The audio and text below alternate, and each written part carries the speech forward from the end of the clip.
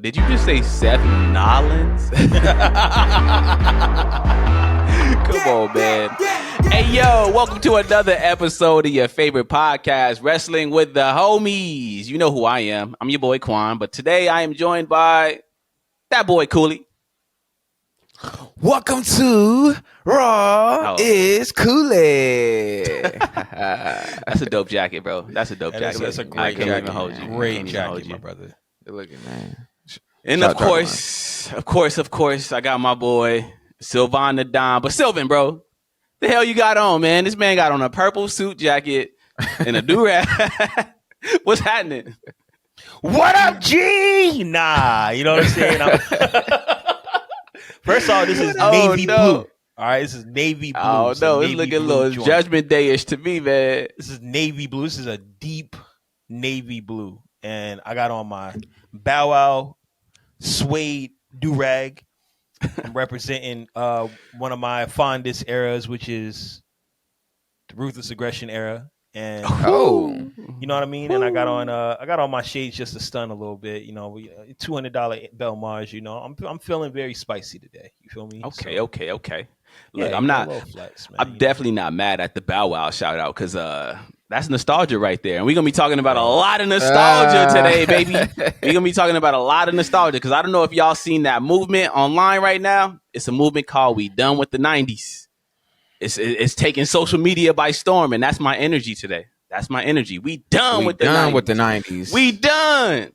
But look, before we get into any of that, bro, I just gotta say, Sylvan, it's been a week, man. Your boy still ain't replied. What's going on? Going on? Where's Drake? Where's Drake? Drake, bro. I'm going through a lot right now. I'm actually very emotional about this, and my Nation of Drizlam card has been in question as of recent, and I'm not having a good time. And that's all I can say about that. Yo, man, my guy disappeared, man. I'm going through a lot right now. Drake hanging with Waldo right now, dog. What's going on? Y'all see me in the group chat. I haven't even been responding to the news like that. I've been very quiet the past 2 days. Yeah, he has. He's hurting. I'm going through a lot. Yeah. But look, can we be honest though? Like, can we really be honest? I hate this narrative that Drake just has to stop all he's doing and go reply to Kendrick Lamar right now. God, like, where did that come from? Where did that come from? You know where did it come from, Cooley? It came from Drake. It came from Drake when he was clowning Pusha. Was it Meek Mill when he was telling him you got 5 days? It's been 5 days. Waited 4 days. Where y'all at? And then on top of that, he responded to Pusha T the next day with Duppy. Yeah. After that, and what happened? What happened? He got washed. What happened when he did that? He got smoked. Yeah, he learned from his mistakes. But he knows that was a fluke win. That it wasn't a better song. It was just a better response. And Duppy was hard. I ain't gonna lie. Duppy was very hard. Yeah. But nobody would have ever came back from that Pusha T response. So. But look, man, all I'm saying is that Kendrick Lamar's verse on Like That, which is fire. It's fire. It grew. At first, I was kind of like, but no, it's fire. But we forget that his verse on that song was a reply to Sicko Mode, or not Sicko Mode. What is it? First person shooter. Yeah. It was a reply to First Person Shooter, and First Person Shooter dropped like how long ago? Like 3 months ago? 4, maybe was it 3? Longer, probably honest. It had to be like 6 or 7, right? 6 or 7 because wow. The For All the Dogs dropped in October right. last year, right? Yeah, because we were very early in this podcast when that dropped. Yes, yeah. So my whole thing is like, if Kendrick had all that time to respond to First Person Shooter, why does Drake have to respond in 4 days? Like, come on, man. And especially considering like Kendrick is Kendrick. Like, he's Kendrick. So Drake is going to be strategic with this. He's not going to just jump out the window and send shots knowing that it could all go bad for him, dog. Like, that's not smart. That's just not smart. Cooley, do you want to respond before I say anything? Cold World. All right. Let's just get out of here with that, man. Get out of here. Let's just step back a little bit and analyze the facts. Did any of us know that First Person Shooter was a real diss to Kendrick Lamar until? I mean, I did. Week? I heard that stepper bar from Cole. That was a sub, right? That was a sub. It was a sub. But who is all right? So right, boom, right. But who is Drake? But who is Kendrick primarily going at on this record? He's going primarily. He's going at Drake. It's a duo, but he's going mainly at Drake. He's going primarily going at Drake, right? My thing about Drake that I'm really upset about is it's not the fact that you have to respond within a timely manner, right? Hip hop is hip hop. I mean, I think people have made arguments that Ether didn't come out until 6 or 7 months later after Takeover or something like that. I don't know. I was there, but I wasn't there. I was 11 years old. But what I do want to say is that I'm going off of the precedent that Drake has set. Drake has notoriously been the guy to antagonize anyone who says anything about him in a very short amount of time. This guy doesn't really wait for these responses, especially when you have a guy like Kendrick, who is basically your polar opposite. He's basically the Prince to your Michael Jackson. And he's taking shots at you with a former collaborator who you've done a lot of records with. And not only that, that record is going number one in the country, and it's slated to go number one again. And it's slated to go number one again the second week. And you're making Instagram captions, and you're kind of just being like passive aggressive. And look, I'm a Nation of Islam die hard, and this is making me really upset. I'm very upset at how Drake is handling this. I understand also the argument about people saying he's the biggest and Jordan doesn't have to come down when someone else is shooting at him. I ain't trying to hear that. I ain't trying to hear that. I'm not trying to hear any of that, man. Like, this is rap. This is not stats. This isn't how much y'all are selling. This is about rap. And if we're talking about how much you're selling, then Kendrick and Future, gold in 1 week. So what are we talking about? Yeah. Right.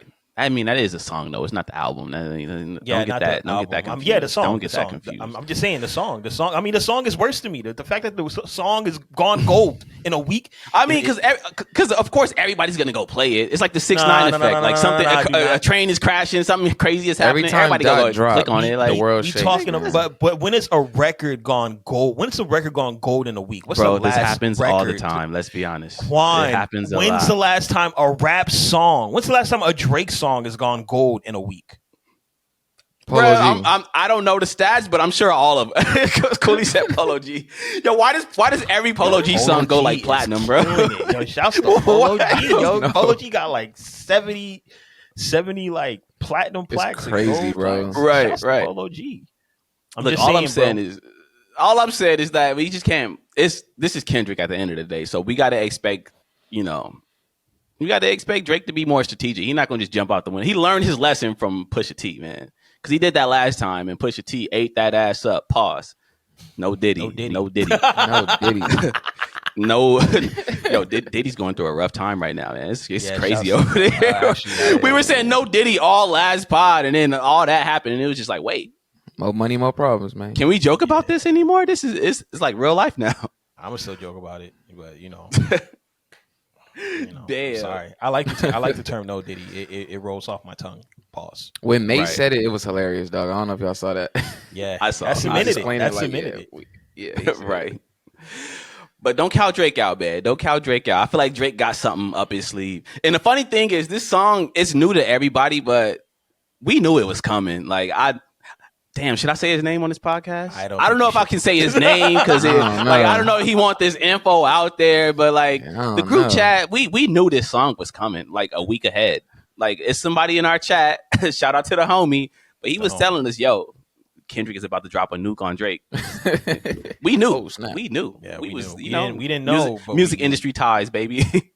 We knew. Shout out to the homie, man. Damn, I want to say his name so bad because I know he loved to be the topic, right? You know what I'm saying? That's the homie, but I don't know if he want that info out there. So we'll save that. We'll save that. Look at me flexing on the people, letting them know that our group chat is elite.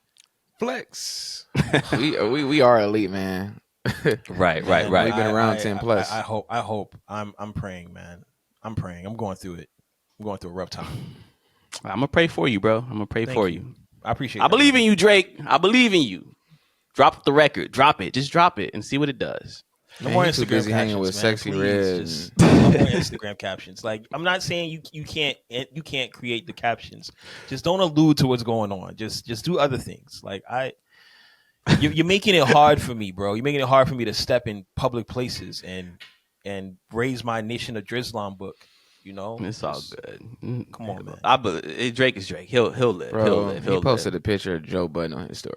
Like, you're Yo, that outfit was fire, man. Everybody's roasting him, but that outfit was fire. It's just Joe too old to wear that. Like, it needs to be like a young. Well, like if Travis Scott was wearing that, it would be cool because Joe is he knows Joe is Team Kendrick. It is what it is. No, we'll see what happens, man. We know what's going on between Joe and Drake, man. It's a thing. Yeah, of course, they got women in common. That's how it's always over women. It's always over women. It's always over a woman. Always. What's that Tupac quote? I know. Cooley got the Tupac quote in his back pocket. I got it in my back pocket. I live by it. What's the quote? I'm gonna say it in a very nice manner because we are on a podcast. When men get horny, when women get horny, men die. Women get horny, men die. And, that's crazy. Yeah. In layman's terms. Yeah. But anyway, man, enough of Drake and Kendrick. Are y'all ready to get into some topics, man? Y'all ready to get into this attitude era? Let's get into it. I feel so bad, but no, you don't. Look, if this is your first time tuning into this podcast, I'm just letting you know right now. You might hate me after this podcast because the things I'm about to say about the attitude era, it's some truth that you probably just don't want to hear, man. I want everybody to know, do not even listen to Qwan because he hate everything's in the 90s. He said Space Jam was trash. We done with the 90s, and Space Jam was trash. I'm sorry. It was an entertaining movie. That is insane, I liked it. Bro. Space Jam I liked it, but it was trash. Insane, bro. You're tripping, bro. Bro, continue. Things can be entertaining and trash at the same time. Like, do we all understand that? Do we all understand things can be entertaining and trash? Like, I love Mari Povich, bro. Like when Mari brings out some ratchet dust bunny out there and she's like, oh yeah, he's the father. And then Mari grabs the cue card and he's like, you are not the father. The guy starts Harlem shaking. The woman runs backstage screaming. It's not quality TV. It's terrible, but I'm entertained. So I still watch it. That's the attitude era, baby. It's entertaining, but like, was it quality? I don't know.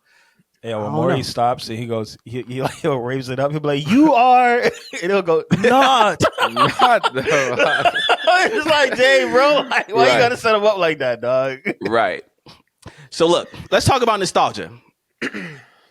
I think nostalgia affects the way that we see the attitude era. I'm gonna just be honest with y'all. I think the attitude era is absolutely overrated. It was entertaining and it was great, but it's absolutely overrated because of nostalgia. But before I really get into that, I want to give y'all my own personal story of nostalgia so y'all can get to know me a little bit. Not y'all too, because y'all know me, but the people at home. So, and this is a true story, by the way. This is not fabricated. This is all 1,000% facts. Do y'all remember Circuit City? Yep. Yes. Homies worked at Circuit City. On La Brea. You say you worked there? La Brea, La Cienega. No, I have homies. Cooley know the one. Cooley know the exact one. I got homies that worked at Circuit City back at the crib, so very familiar. So look, I don't know how old our audience is, but if you're a youngin', Circuit City is a store from back in the day that was kind of like the alternative to Best Buy. They sold a bunch of electronics, CDs, DVDs, iPods, all that. There used to be a Circuit City in my neighborhood. And statute of limitations has passed, so I can go ahead and admit this on this podcast. Me and the homies, we used to steal from Circuit City. Like, we were young kids, we were poor, we were living in the ghetto, so we would steal from Circuit City. So one day, right, I'm walking in the La Cienega Plaza. Cooley know. I'm walking past Circuit City. I look in, and I see the CD bin at the front of the store. Now, if you don't know about the CD bin, let me tell you. The CD bin was where the discounted CDs would go, and it would always be a bunch of like terrible albums. It would be like, Now That's What I Call Music Volume 30, or like Kids Bob, some random like El DeBarge CD just in there for $2.99. So I'm walking past, I see the CD bin at the front of the store, but I don't see any salespeople. I don't see any sales associates. I don't see any security. So y'all know what I did. I walked into the store. I grabbed a handful of CDs. I put them in my hoodie pocket and I walked right out the door. So now I'm walking home. I got my hand in my pocket. I'm like feeling on the plastic on the album just because I'm excited. I want to know what I got in my pocket. So I finally get home, run to my room, close the door, lock it. I started to look through the CDs that I had in my pocket, and it was a lot of trash. Like, it was probably like a Mariah Carey Christmas album. I don't Kenny Chesney greatest hits. I don't know who any of these people are, but there's one album that I do recognize. It is not an album, but it's a single. It's a single, and it's by an artist named Master P. Now, I didn't know who Master P was. Keep in mind, I'm like 10 years old at the time. So I heard that. I knew Master P was like possibly an NBA player at one point or something. Like, the name was familiar to me. So this single was called Make 'Em Say Now, I don't know if y'all familiar with that song, but the lyrics are the chorus. This is the chorus. The chorus is make 'em say na na na na na na. That's the lyrics. Genius lyrics, right? Not really. But I put this album in, I pressed play, and what I heard was the greatest / worst song ever.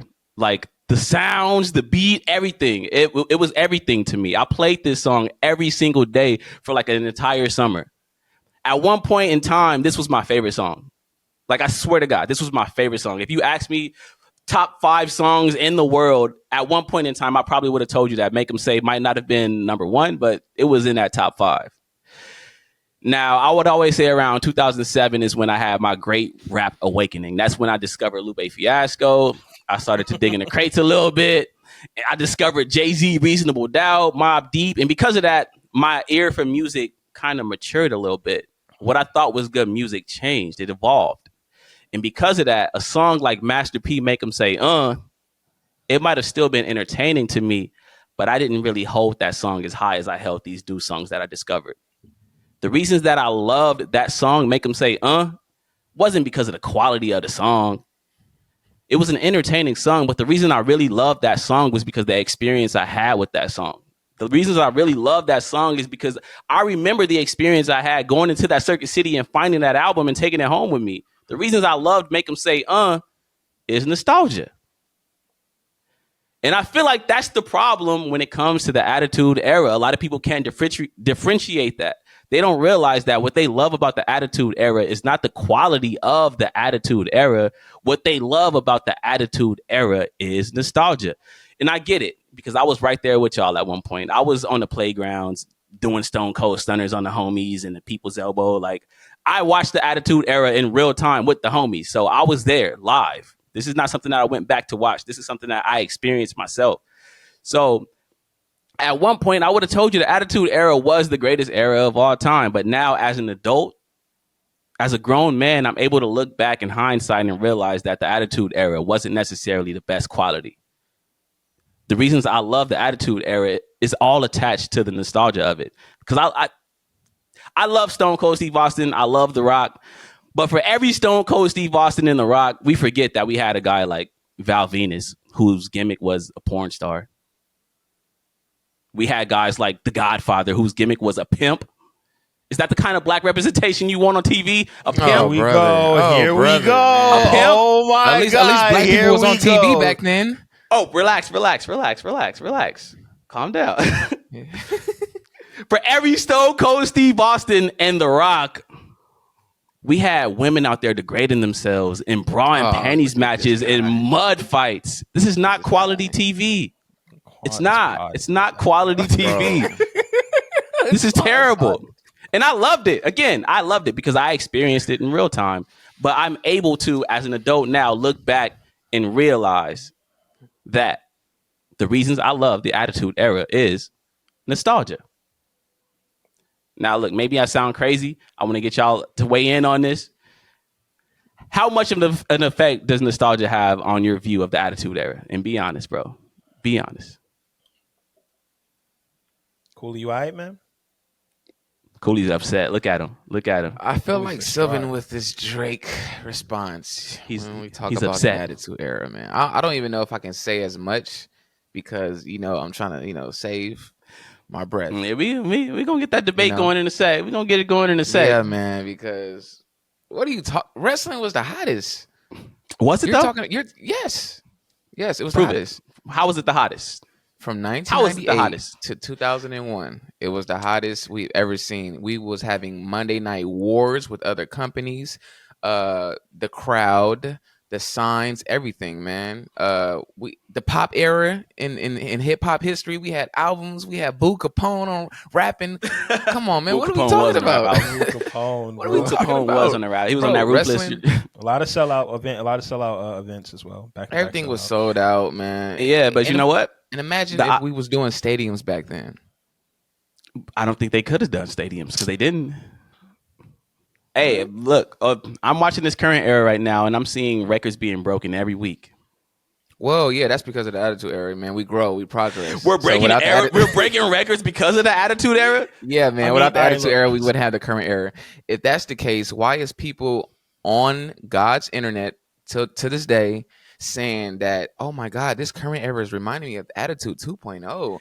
Because they're old. No, the kids ain't man. saying that. No, The kids ain't saying that. man. The old Yeah. people saying that. Nah, man. The kids, Bro, they're going back listen, on Peacock man. and watching the Attitude Era, and they're like, oh, this was great.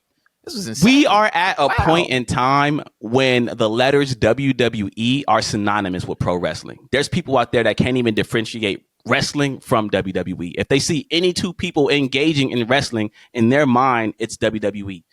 That doesn't happen with football. When people see people playing football, they don't go, oh, they're playing NFL. No, they say they're playing football. If people see basketball happening, they don't say, oh, they're playing NBA. No, they say, oh, no, they're playing football. I mean, they're playing basketball. But when it's wrestling involved, any clip that goes viral on Twitter or whatever, and it's wrestling, you see comments saying, oh, I didn't know WWE was doing it like this nowadays, because WWE is synonymous with wrestling. That wasn't the case in the 90s. We had WCW going to war with WWF. We had ECW. And today it's just WWE, bro. So how can you even take that era and compare it to this one, bro? Boring. Like, come on, man. That's Let's just be honest. because WWF, they put companies out of business. And that's why we're here today. Wow. on their own hill. Wow. Did they? Yeah. Because the last time I checked, Turner put WCW out of business. Because the wars, man. The last time I checked, Ted Turner just didn't want to put more money into WCW. That's why it went out of business. This whole narrative that WWE put WCW out of business is not facts. It's not. It's not. WCW was spanking WWF ass until that Attitude Era came out, because they got the idea from ECW, and They sure did. WCW went out of business, and then what? WWF bought ECW. Oh, okay. All right. But WCW going out of business had nothing to do with WWF. Like, that's just a narrative that fans put out there. WCW went out of business because Ted Turner no longer wanted wrestling on his station. Why? He wanted to rebrand TNT. That had nothing to do with WWE. But why? What do you mean why? He just didn't want it. He changed his mind. Because wrestling was still the highest rated thing on his network at the time. Like, people forget that. People forget that 2001 WCW was doing better ratings than current AEW. Matter of fact, 2001 WCW was doing better ratings than current WWE. It was people were still watching. That's a goalpost move. That's a goalpost move. You know what I mean? Come on. Yeah, because it was different times. We only had 100 channels back then. But the point is, WCW was still. We still had 100 channels. we had 100 channels. Nowadays we got like 3 billion, bro. But the point is, WCW was still being watched by a lot of people when it went out of business. And it only went out of business because Ted Turner didn't want it on his channel anymore. And without TV back then, you couldn't survive. Now, these days, you can survive on the internet. I'm sure if AEW got pulled, AEW could go to YouTube or something and still survive. But that wasn't an option back in 1999. I don't know, man. I just think nostalgia plays a huge part in the way that we view the Attitude Era. And I'm not saying the Attitude Era was like garbage, because I was entertained. But like I said, you can be entertained by something that's not good quality-wise. Nah, but we do it all the time. To this day, I still can go back and watch episodes of the Attitude Era and still be like, wow, this is some great wrestling. I mean, granted, the in-ring wrestling is trash. Most of the matches were squashes. I was about to... Yeah, no, for real. The in-ring was terrible. But also you got to think, how was the in-ring in the Golden Era? Was it a step up from the Golden Era? I feel like every era is a step up. I feel like every era is a step up, and that's life. I feel like a lot of the new era wrestling was, I hate that era name, the new era. But yeah, the new era wrestling was was actually really good to a certain degree. I mean, there was a lot of wonky stuff, but compared to what WCW was doing, the new era, like, their in-ring stuff was pretty nice. I think once the antics started. What was the new era? What era is like, that? 2016. Like, well, new era is the one after the 94? golden era. Yeah, it's like 94. Oh, that was like wait. technically the new era. That's what it's called. That's when they had like the characters. Yeah, they had like Tatanka and like Doink the Clown and Earthquake and Typhoon. It was like very character driven. Yeah, but they still had like some really competitive matches compared to what WCW was doing. But I think a lot of that started really dwindling once the Attitude Era came in. I mean, the antics just took over. I feel like it was the antics, it was the storylines, and it wasn't so much the wrestling. And just like today's era, we're mainly focused on the storylines. So what is the big difference? Because the storylines were trash TV. Antics, of course. It was. All right, I don't want to say trash TV because that sounds mean. I'm gonna say crash TV. It was crash TV. It was Jerry Springer. It was Maury Povich. Because it was like there were storylines where like Kai and Tai. Y'all remember Kai and Tai, Taka Michinoku and Funaki? Yeah, I do. Yeah. There was a storyline where they chopped off Val Venus's Yamin. They chopped it off. That was the storyline. You telling me that that's quality, bro? We know that's not quality TV. It was entertaining to us as kids. I feel like the Attitude Era is like South Park. Because South Park was like, it was shocking when it first arrived on the scene. And because of that, it like took over the entire world. There was a whole South Park phase. Everyone was running around saying, oh my God, he killed Kenny, and making the Cartman voice. These days, South Park is still on TV, and there are some South Park episodes that I might watch, and I'm like, yo, this is still like an incredible show. Like they're making like very decent like commentary socially. But the thing is, that South Park craze is kind of over now because it's not shocking anymore. We've seen all the shocking stuff. And that was WWE in a nutshell back then. They were just doing things that were shocking. And because it was shocking, we paid attention. But you can't really necessarily call that quality. Like, I'm sorry, but Mae Young giving birth to a hand is not quality TV. It's entertaining and it's shocking. I mean, like, all right, look. I want to back up a little bit and just focus on Master P real quick. Because Make 'Em Say It's a classic. Let's just get that out. It's a classic. It's an entertaining song. I just want to make sure our audience understands that that's a classic record, and that record goes off today. That's just absolutely. Just call it that beat. I just want to make sure. I just want to make sure. Mystical sitting on the hoop. Mystical, I remember all that. I just want to make sure that I just want to get that out the way. Because I was kind of felt like we were disrespecting a hip hop classic. But it's not a quality song, but it's a great song. It's a quality record. That production is absolute quality. Okay, but when you put that next to other quality, like Imaginary Player or Make Them Say they're both classics. They're both classics in their own right. They're both hip hop classics in their own right. One is a work of art, masterpiece, and the other one is just like an entertaining song that I dance to when I hear it. They're both works of art and work of art. Works of Sylvan. That's the. Bro, Make 'Em Say it's a work of art. It's a classic record. It's the same way that Waka Flocka Flames, All They Do It is a hip hop classic. It's a hip hop classic. That doesn't make it quality though. Yes, it does. Yes, it does. Just because it doesn't hold to the standard of so is Pootie Tang is Pootie Tang a masterpiece? Why are you not at all? Because Pootie Tang is not Pootie Tang is not a masterpiece. Pootie Tang is a hood classic. Everybody loves it. It's a hood classic. It's a hood classic, just like but Make 'Em Say is a hood classic. You think that's not a hood classic? You think that's a classic to the universe? Yes, absolutely. If you play Make 'Em Say anywhere in the world, it's ringing off. Pootie Tang's not ringing off. It's gonna go off to who? Who is it gonna go off to? The world, bro. The same way as Bout It is gonna go off. The same way All They Do is gonna go off. The same way to who I don't like the world. To who? All right. So if I go to a Raiders game and play Master P, Make 'Em Say, the Raider fans gonna go crazy. Up? Yes, no, they're not. Yes, they are, they're not. In fact, they a probably certain have played, demographic of people are gonna Raiders go game in Oakland. Oh my God! Don't get me started. You think they listen to Master P in Oakland? Have you been to Oakland, bro? Do you know the history of Master P in Oakland? How he moved to Oakland to learn. How he moved to Oakland to learn the independent game and connect it with those shout out independent to E40, giants. Shout out to Too Short. Shout out to E40 the Too Short. Man. That's where he got his sound from. Connected it with New Orleans to bring the whole No Limit sound. Know you, baby. Come on now. I got the hip hop book in the back. I just want to make sure that we know Just want to make sure that we know that is a hip hop classic. All right. No, now, besides that, it can be that.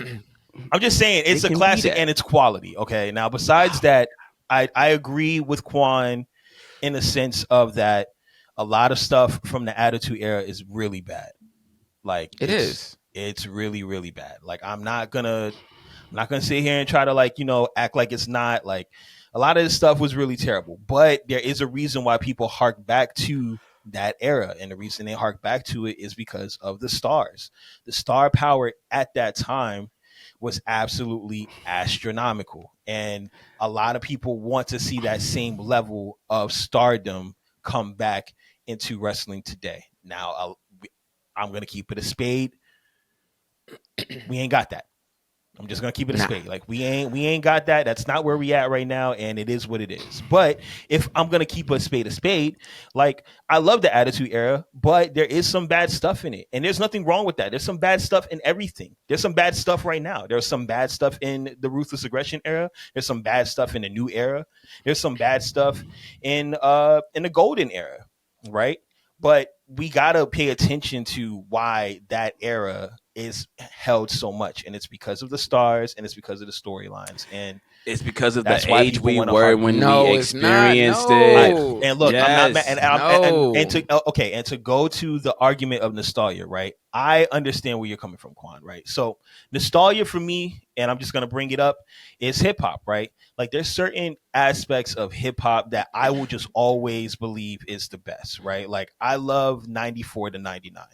That is my sweet spot. Like the music in that time to me, well, 93 to 94 in hip hop for me is like everything. The best stuff to me came out at that time, right? Now, a lot of terrible stuff came out at that time that we just act like we don't know about, especially because of monoculture. But a lot of those records back then are just like they don't really hold up that well. That I understand nostalgia from that standpoint, but at the end of the day, there are certain qualities about that time that still reign supreme as to what's going on in hip hop today, right? We're still looking for the next big stars of hip hop after J. Cole, Kendrick, and who's the other guy? Drake, right? We're looking for the next set of guys, and that's all from an idea that's been cemented so many years ago. And I think it's the same thing with the Attitude Era. There was something special about that era that makes us want to continue to see certain elements of it. Now, is it better? I ain't got the answers to that. So but there's something special about that era was just the fact that pop culture wise, WWE was just like, it hit the world in the mouth. And it was like the perfect timing because, who couldn't relate to like hating their boss? Everybody wanted to go to work and choke their boss. That's why things like The Simpsons were popular. That's why things like South Park was popular. Just like WWE with that whole Vince McMahon versus Stone Cold storyline, it spoke to an entire generation of people. So like, I totally get it. I totally get that just took off and it was a pop culture phenomenon. But the thing is, we stress too much when we say like we're all looking for the new Attitude Era. Like, no, that's just one specific demographic of people, and that's older people. Era, the new stars. Even the new star, like, bro, these kids today, they look at Cody the same way they looked at The Rock and John Cena of our eras. We just don't realize that because we're old now. Like, y'all sounding like the old men on the stoop. I'm gonna be honest, and it took me having this conversation with my homie Nathan to realize this because I got a homie named Nathan, right? We used to work at the same job. He was a security guard. And we were talking about wrestling one day because he didn't realize that I liked wrestling. So we just started talking about wrestling and he was saying how he used to watch it. And the Great Khali came up. We were talking about the Great Khali and Undertaker and like the Punjabi prison, all that. Nathan thought that keep in mind, Nathan is like 7 years younger than me. Nathan thought that the Great Khali and Undertaker, like that whole storyline, it was the greatest thing ever. It was just like immaculate. Wrestling will never top that moment, like ever. I'm old enough to remember in real time that storyline was like universally hated. Wrestling fans hated the Great Khali. We felt like he couldn't wrestle. He didn't belong in wrestling. He was only there because he was big. But in the mind of someone that was a child at that time, that moment was everything to them. So you got to take that into account when we have these conversations. The moment that people are seeing right now with Cody Rhodes and Roman Reigns and this whole bloodline saga, that's going to define wrestling forever for them. Now, for us, we might have saw the NWO. We might have saw The Rock and Stone Cold. We might have saw Triple H and Cactus Jack. So, of course, we're going to feel differently about that. We experienced that in real time. But for this new generation, like, it's shitting on the old generation to them. So you got to take that into account. You can't just say everybody thinks that, we need the old stars back. And like, no, it's not everybody. Not saying that. Once it's again, us. Misconstruing thoughts, misconstruing words, misconstruing opinions. I'm saying that there was a precedent that was set. When a precedent is set, you want to continue to follow that precedent. And I'm not saying that Cody Rhodes isn't a star. I'm not saying Roman Reigns isn't a star. I'm not even saying Seth Rollins isn't a star. I'm saying that this idea and this precedent of larger than life stars is set largely from a precedent of the Attitude Era. Now, obviously, we can bring in we can bring up the like Hulk Hogan and we Andre can bring up all that and whatnot, right? That was like really the first stars. Yeah, Jake right. the Snakes, those are the first stars. Absolutely, right. Like I'm not gonna take that away from those guys whatsoever, right? But there is something about the benchmark of like the Stone Colds and the Rocks, in my opinion, that are kind of like the before and after, right? It's like if wrestling had a BC and an AD, it really starts with the Attitude Era. It really does. There was a certain threshold that was set with Stone Cold and The Rock moving forward that basically you wanted to follow. We are forever trying to replicate that precedent set. And so what I'm saying is, I'm not saying that like nostalgia doesn't play a big factor in how we view today's product, right? There's a lot of people who watch today's product or just don't understand today's product because they just feel that what they grew up off of was so great, right? That's nostalgia to me. You can't tap in or enjoy anything moving forward, or you have an asterisk towards anything moving forward because you're just so tied to your experience in the past that you can't appreciate anything else. But that doesn't mean that we are going to eradicate the importance of what the Attitude Era set in wrestling to the precedent that we're still trying to attain. You have wrestlers who is doing that? Who is doing that? Even me saying that the Attitude Era wasn't quality is me trying to eradicate the Attitude Era? Yeah, it is actually. Bro, say it's high quality. For you to say something isn't quality devalues what the product is. All right, so is women being degraded and having mud wrestling matches quality TV? Nah, because your point is garbage, bro. Let me get my point quality across. TV? Tell me. Let me get my point across. Answer the question. Yes or no? All I'm saying, let me get my point across, and then I will answer your question. I just want to get my point across, and then I will answer your question. Go ahead. And I don't even remember my point now. It's highly upsetting. Thank God. I just saved the entire audience. All I'm saying is I just saved y'all from nonsense. All I'm saying is that when we're looking at that time, we can't dismiss that time by saying it wasn't quality. There was very much a lot of quality about that time. Now, there were aspects of that time that weren't quality that we can say, okay, this wasn't good, this wasn't great. But with all the things that weren't good and that weren't great, there were a lot of things that were incredible and excellent and that we'll probably never get again. Never. So you can't put this into a bubble and say we done with the 90s or this was trash. No, we are done with the 90s. And that's what I'm saying. So can we acknowledge? No, we're not. So look, listen, can we acknowledge the fact that the Attitude Era was very top heavy and the bottom half was just not good at all? Absolutely. Like, can we acknowledge that? Like, absolutely. We might have had Triple H and Mankind and Stone Cold and all these people at the top of the card, but like once you get deeper into that card, it's like, come on, man. Absolutely. I just saw JD McDonough and Ricochet have a banger on Raw, like a 5-star match on Raw. Okay, you wasn't getting that in the 90s. In the 90s, you was going to get 5 years ago. In the 90s, you was going to get Test versus Val Venus in some nothing ass match that was terrible. Like, okay, but Qwan, like to be fair, a lot of the guys that you mentioned weren't even over as much as the B-side players or the C-side players in the Attitude Era. You had Val Venus coming out to pops define being over. That were insane. A pop is over. A pop is over. Was Val Venus selling merchandise, bro? Was Val Venus selling out arenas off his name? Like, no, he was not. So let's bro. Everybody, everything bro. They were all far more over. No, if we're talking about who was more over between a Val Venus and a JD McDonough, I'm going with Val Venus. You don't remember those pops? You don't remember the people that come out to watch these people? Pop means nothing, bro.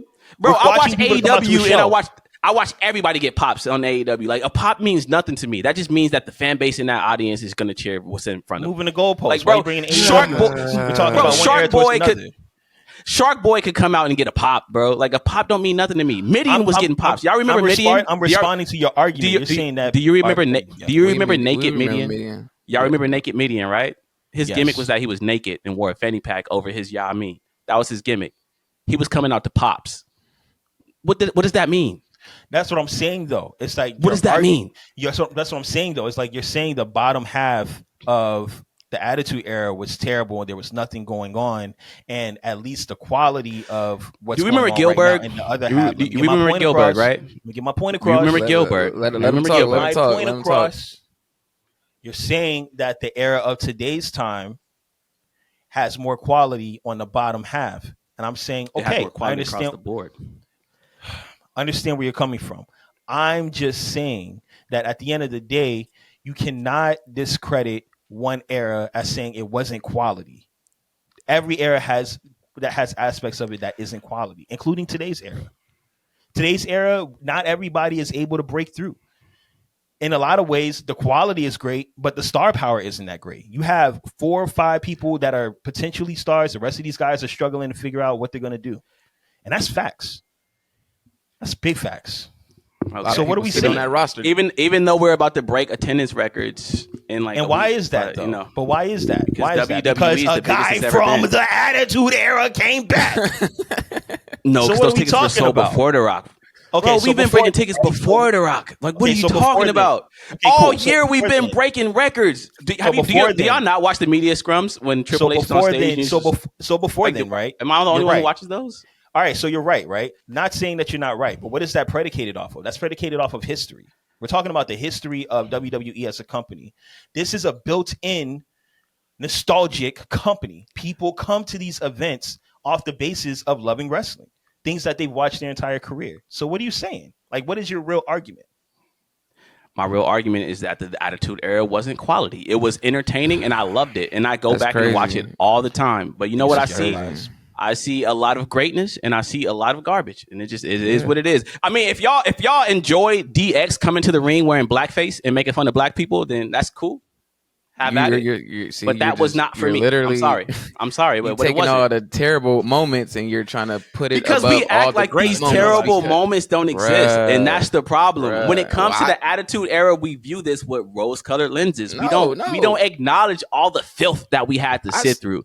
I say it was a lot of terrible things that happened in the Attitude Era, but every era had terrible things, but you're still trying to. But there's nothing as terrible that can stand next to that. Like, I would rather watch R-Truth steal TVs and do shenanigans with the Judgment Day any day than I would rather see like Triple H walk to the ring wearing blackface. All right, so we can go to the Ruthless. That was quality entertainment to y'all. We can go to. Y'all still listening to Drake. Answer the question. Was that quality?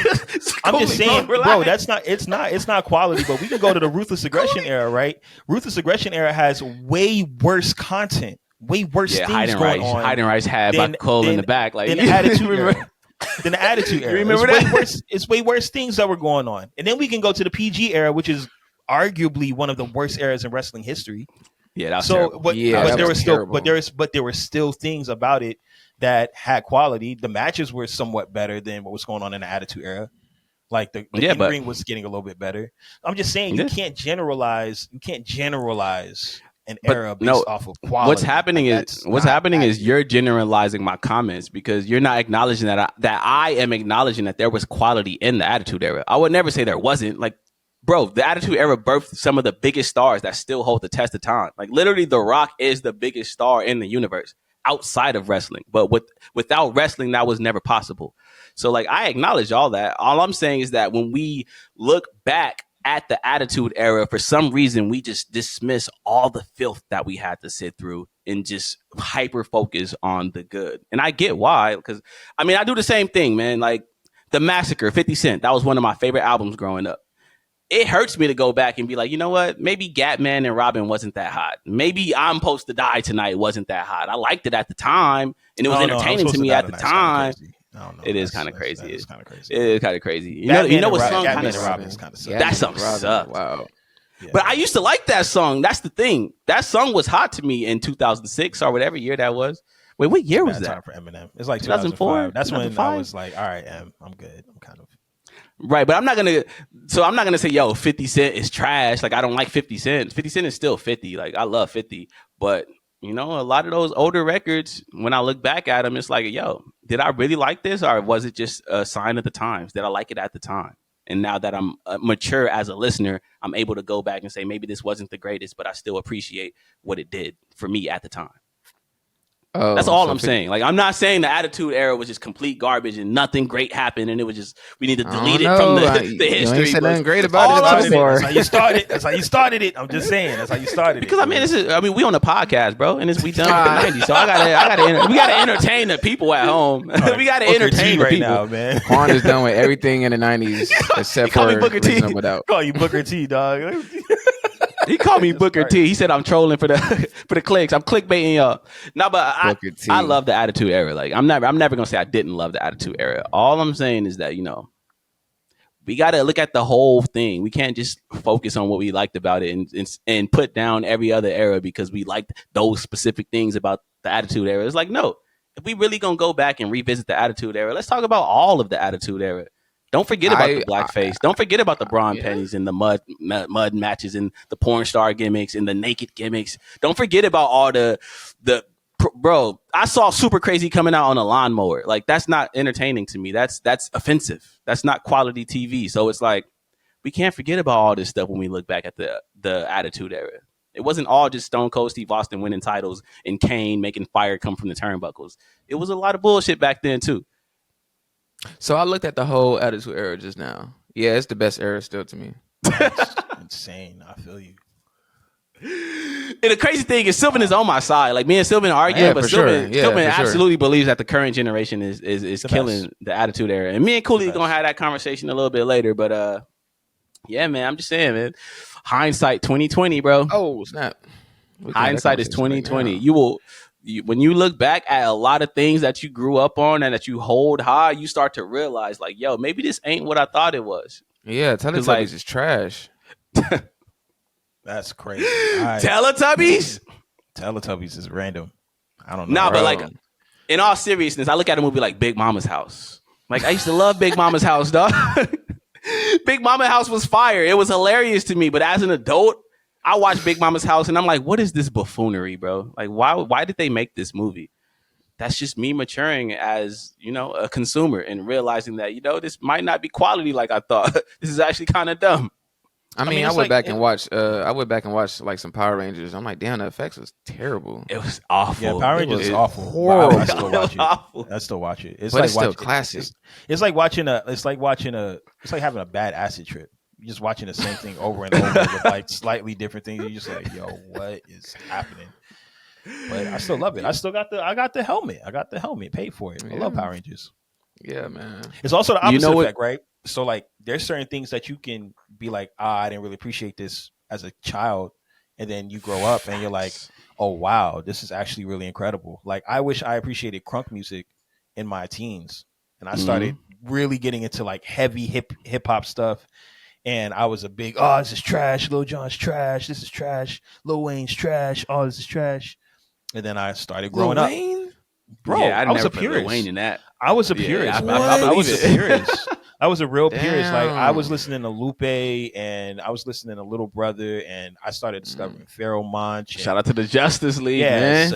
Justice League, Sadat X. Like, I was listening to all this wild stuff, and coming to school and everybody was just listening to No Ceilings or, you know, like Dedication 2. And I didn't get it.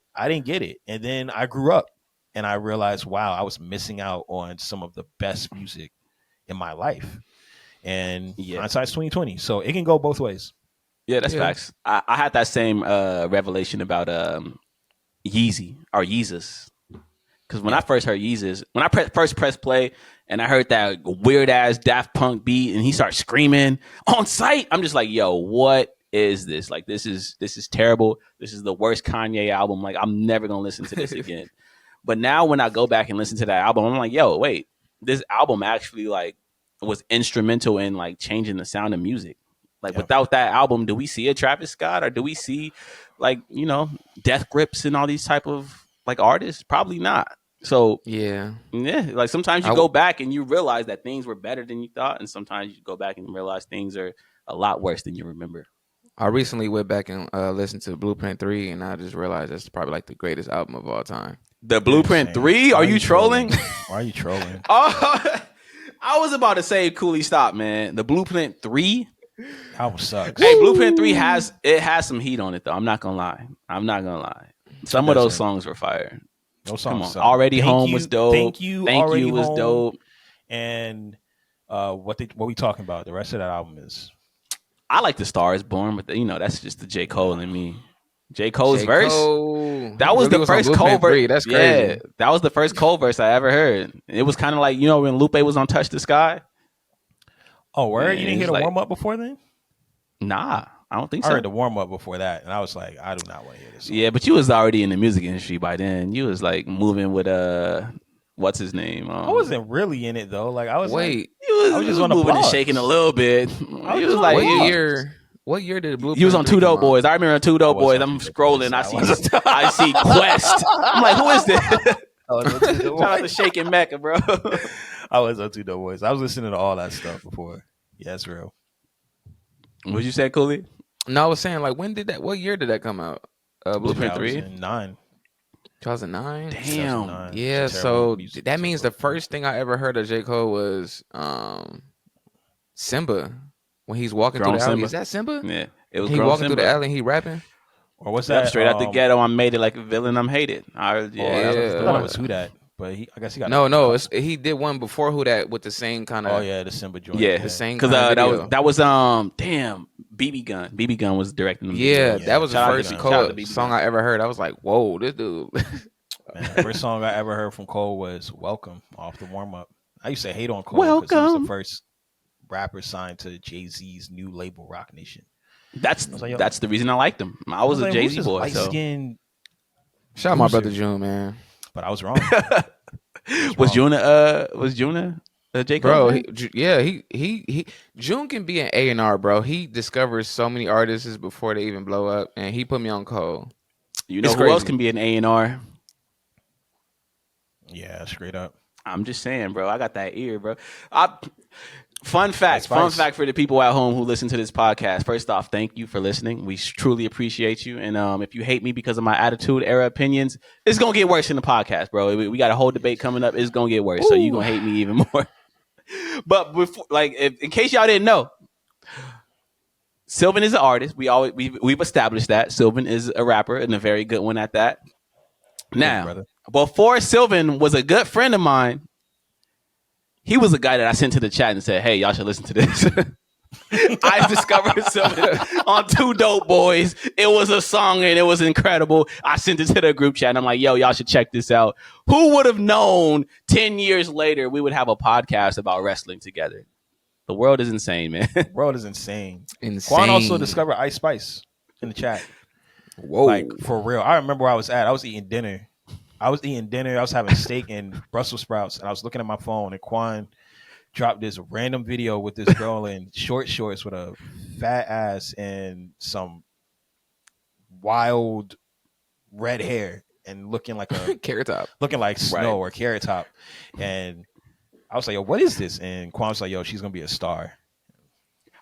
I called it right away. Yeah, and this is before Munch and took off and everything. I was early. I said, yo, she's about to be out of here. And then dropped it when it dropped. Like, you dropped the video the day it dropped. He was like, yo, this is gonna be out of here. I'm like, here we are. And a month or two later, it was like, up, superstar. I do that a lot though. Right. Calling this on trash. Cooley is not gonna let it go. He's not gonna let it go. Look, the Attitude Era stinks, man. It's great. It's great. It's great. I love it. I love Stone Cold. I love The Rock. I love Triple H, Mankind, Kane, Undertaker. But that wasn't the whole story, man. It was a lot more to that story. We like to rip them pages out and just toss them aside like they didn't exist. Like, nah, Who had I one of didn't the forget. best returns of all time? Who was writing the Attitude Era? Answer that question. No. We know. Who had one of the best returns of all time? He said we know. What era was that in? Let's see. Best return of all time, Triple H in the Attitude Era when he tore his quad. I'll admit that. I love Triple H. That don't mean that they didn't have trash though. Answer that question for me. Who was writing the Attitude Era? Vince Russo. Vince Russo, who is considered the worst. Wait. No. Listen, Vince Russo was an agent, dog. He really went to WCW and just ruined that place. The best part of the Attitude Era was early 2000s to the late 2001 when Vince Russo was done with the Attitude Era. Though. Now that we agree on. That I will 1000%. That's probably my favorite pocket of wrestling ever. Yeah. Like ever. Everybody was a star. Yep. Kane was gone for 1 week. He came back to an insane return like he was gone like a year. It wasn't like, bro, what are we talking about, man? What are we talking about? I will gladly admit that's my favorite pocket of wrestling. Y'all know I'm a wrestling purist. So outside of like 2005 to 2008 Ring of Honor, because that era, I know Sylvan rolling his eyes right now. But that era produced all your favorite stars of today. So keep that in mind. It was. Yeah, that was a great era. Hey, that was a great time. Seth Rollins, I don't hate on that. John Moxley, like Bryan Danielson, AJ Styles, all those guys originated in like PWG and Ring of Honor. So keep that in mind. But that little pocket from like 2000 to 2003 when Kurt Angle was in the mid card wrestling against Chris Jericho and Chris Benoit.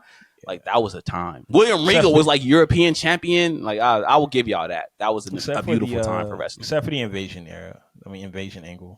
That wasn't really that's when it took a nosedive. Yeah, they didn't know what to do. One of their biggest wrestlers was injured. They were just all over the place. I'm like, dang, Triple H. We did get some of the funniest stuff ever from Stone Cold at that time, though. That was, like, peak Stone Cold comedy. Yeah. I'm sorry. I still go back to that and, like... A lot of that didn't age well to me, though. Like the Stone Cold stuff, like even like the what chant, like the what thing. It was fun to be as a kid. What is wrong with you, bro? I don't like it, bro. Stone Cold playing the guitar for Vince McMahon off key, dog. Yo, come on, man. Like, that was funny. That was funny. Like, go on, dog. Like, look, Cooley is disgusted right now. Cooley cannot believe. Yo, the what chant is like I hate it. Everybody hates the what chant. Yeah, the what chant is so like it's such a childish thing. What is that? Stone Cold. Stone Cold Steve Austin. I don't see why wrestlers don't play into the what chant. Like I would. They try, but it's like, nah. Because the thing about the what chant is they be what chanting like stuff that don't deserve it. Like Cody Rhodes be out there crying, cutting a passionate promo about why he needs to finish his story, and the audience just be like, "What?" It's like, come on, man. There's a time and place for that. We can do what when like Finn Balor is out there fumbling over his words, but when they're trying to build the WrestleMania main event, don't step on that with the what chant. Cause like AEW fans ain't doing that dumb shit. It's only WWE fans. Who's calling me, bro? Chant. I really love it. I love it. Like I live for it. But I get it. I get why it's disrespectful to wrestlers. I just don't see why they don't play into it. But I get it. I understand. They try. I mean, I remember Undertaker was like, "You sleep with your mom if you say what," and the audience was just like, "What?" Oh man. But granted, Stone Cold didn't know it was going to take off like that. He was just doing that to. Annoy the crowd. Yeah, he thought it was a joke. He just left us a voicemail on Christian's phone, and here we are. Yeah, and for the record, Stone Cold hates the what chant too. By the way, like he hates that it's stuck around. He does not like it at all. He's on record saying that he does not like it at all. Yeah, but we here. It's just something fun to do. You don't have to be too invested in the show to do it. Like, I cannot watch wrestling for, like, months and months. I can go to a show, have no idea what any storylines are or anything that's happening. But when a wrestler is cutting a promo, when they pause, I can still scream what. It don't take, like, a lot of, So that's why people like to do it. It's something fun to do. Wrestling culture. It is what it is. Or WWE culture. But, yeah, man. I need to know that. I'm almost scared to ask y'all opinions at home because I know y'all probably hate me right now. Mission accomplished, baby. But let us know how y'all feel about the Attitude Era in the comments. Was it overrated? Does nostalgia play a part in the way we view the Attitude Era? Let us know down below, man. Yo, they about to kill me, bro. I'm gonna have to, change addresses after this. It might be a lot of people that agree with me though, to be honest. Because I'm sure a lot of people think the Attitude Era was kind of overrated. Because it was. Well, them people don't know what wrestling is. Nah, we watch real graps, bro. We watch real graps. I watch it all, and I'm not saying this current era is trash. Graps. I'm not saying that just for y'all. I'm not saying I love this current era. I love it, but don't say AE was overrated because it wasn't. It was great. But Cooley is just a nostalgia junkie and all. Like even the music he listened to, he only listened to like jazz and like 1986 New Jack Swing. Like he hate everything new. He just the old soul. He's lying. He's lying. I like Joey Badass. I listen to a lot of Afrobeat, a lot of Burna Boy. He gonna say the one artist that sounds like old school music, Joey Badass. All right. Name a new artist. Name a new artist. That's dope. Yeah, bro. There's a bunch, bro. Navy Blue is dope. Benny the Butcher is Navy dope. Blue. You don't listen to Navy Blue. Shout out to the homie Navy Blue, man. I used to run into him at Supreme all the time. He used to be a model, and now all of a sudden he just rapping and he killing too. Like. All right. I believe you. I believe you. Whatever. Navy Blue, man. Anyways, if you out there and you're mad at me, let me know in the comments. And also, please subscribe to our channel. Check us out. Go to www.wwwhomies.com. Get you some merch, bro. Get you some merch. We're going to make a new I Hate Qwan's Opinions on the Attitude Era shirt, and we're going to sell that just to y'all. So go get that. And we are doing a live stream for WrestleMania, by the way. Like, if y'all didn't know, I said the last time. We are. I'm going to say it again. We're doing a live stream for WrestleMania Night 1. Night 2, we'll see. We'll see how Night 1 goes. But make sure you are tuned in for that. Subscribe, because you want to get the details when we go live. Because, we're going to be giving it up. I don't know what might happen in that live stream. Sylvan might eat some chicken wings. For sure. Cooley might start playing some New Jack Swing. I might start hating on the Attitude Era. Who knows, bro? Who knows what's going to happen on that live stream? So make sure you tune in for that.